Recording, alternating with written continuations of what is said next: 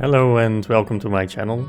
Today I'm going to show you how you can use a speed effect on your image to make a standing car look like it's moving. And it's a really nice effect that adds something extra to your images. I'm going to use Photoshop and Lightroom for this. So here's a short example of what we are going to do. We're going to turn this image into this image. And let me know if you already know how to do this, if it's something new to you, or if you have any other techniques that you could use to do the same, just a bit different, then let me know in the comments below. If you haven't yet, like the video, subscribe to the channel if you want to see more. And for now, let's start with Photoshop.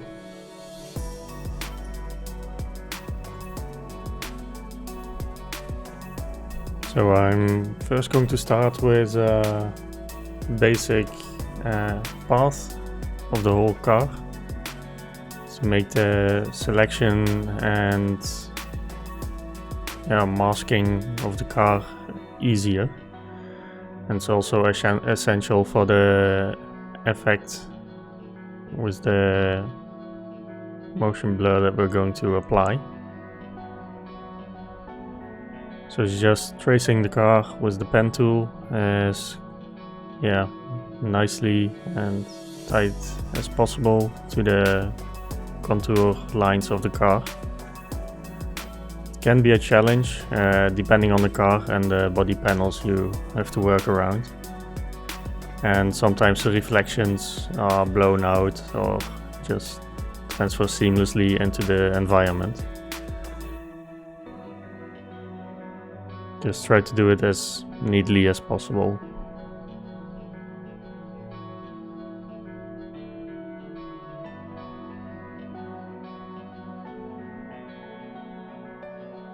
There seems to be some kind of moth hiding underneath my car that I have to get rid of later in the video.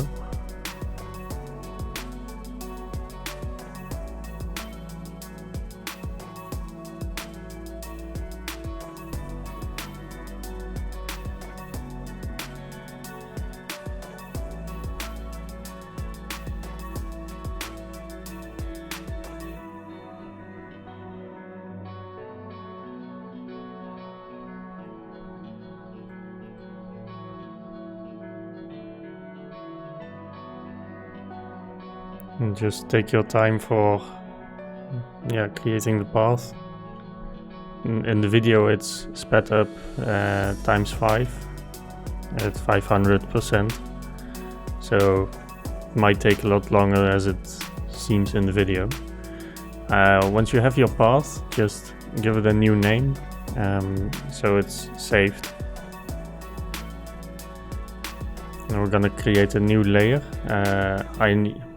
In my workflow I like to call it cleanup, and I'm just gonna take out any imperfections or distractions that I don't want in the image.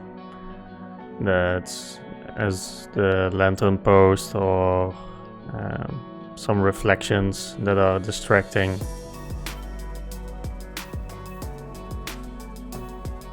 And just try to make the image as clean as possible. You can also make small selections and brush it out to get a more even reflection. It's just easier, or it's easier on the eyes. It looks more calmly.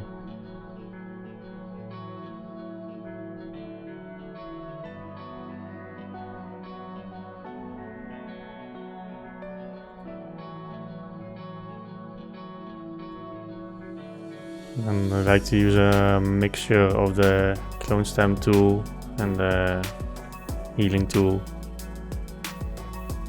and sometimes the brush, just to add some color from the nearby panels.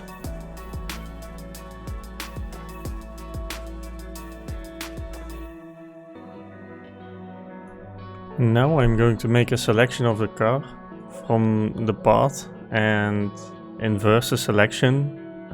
So you should have everything selected but the car at that moment. Now we're going to group every layer together by selecting all the layers and pressing Ctrl G for group. You can also right click and click group after that.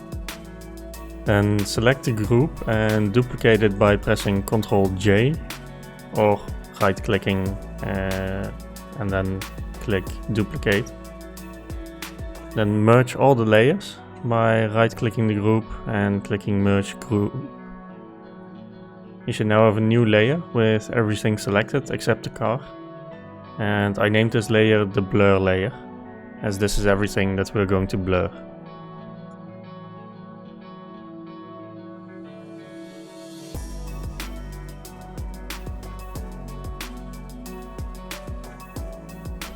And once you have your blur layer, you are going to apply the effect filter on the blur layer itself. So with the selection, you go to Filter, Blur Gallery, and then Path Blur. And then a new window will open up, and where you place the arrows, you can guide the blur that you want in your image.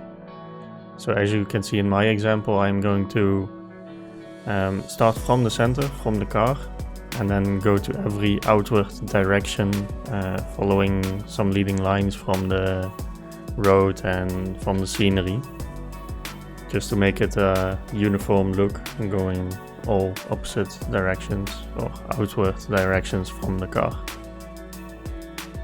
And I'm also going to show you how you can do this for a different use case. So there's going to be a new selection from the car tires, and within the selection we're going to apply the same effect again, but only in a downward direction, or the direction that your car tires are turning in. So for me they are spinning forward, so that's from top to bottom. This will apply a different path or direction as of the rest of the image, or apply it on the blur layer.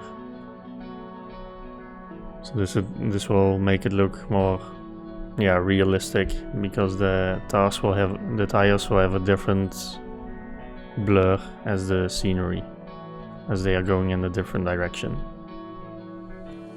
So once I'm happy with my blur effects added to the image, I'm going to take the image into Lightroom just for the final adjustments and cleanup of the image itself, just to add some colors and slight S-curve I like to do normally. And I'm going to apply some just a little bit of vignetting to the darker side and some gradient filters, just to add a little bit of interesting colors to the image.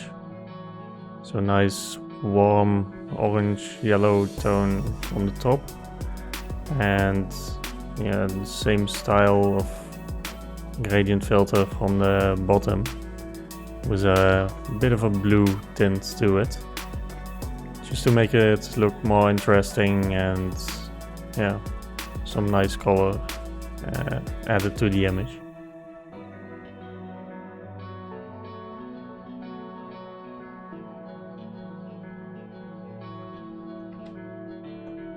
I'm just looking for what looks best for me, change a bit of the hues and the saturations,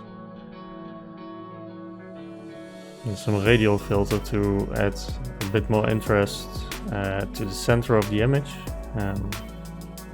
I like to blur out or unsharpen the edges a bit, just to draw you more into the center of the image, or where your subject is in the image. Then normally I copy the same filter, I reset the settings, and make sure it only applies to the subject, or in this case the car in the center, and a bit of the road before it, just to make the transition more smoothly. Not that you only have the effects applied to the car, because that can be quite a harsh transition. And just play around a bit, see what looks best for yourself. And then to draw a bit more attention to the center, because the top corners were a bit light, I added some gradient filters from the right and left side and decreased the exposure a bit. And for the front of the car it's a bit dark, so I just brushed it in. The same for the window area, and I'm gonna apply different settings to that just to clear it up a bit. And this is about it for the adjustments. Just some small touch-ups. Let's see if there's anything else I would like to change.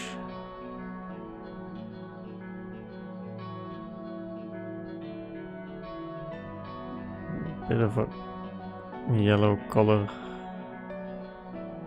to the last filter we applied with the brush. And a few touch-ups of some spots on the windscreen, as the car was not really that clean to begin with.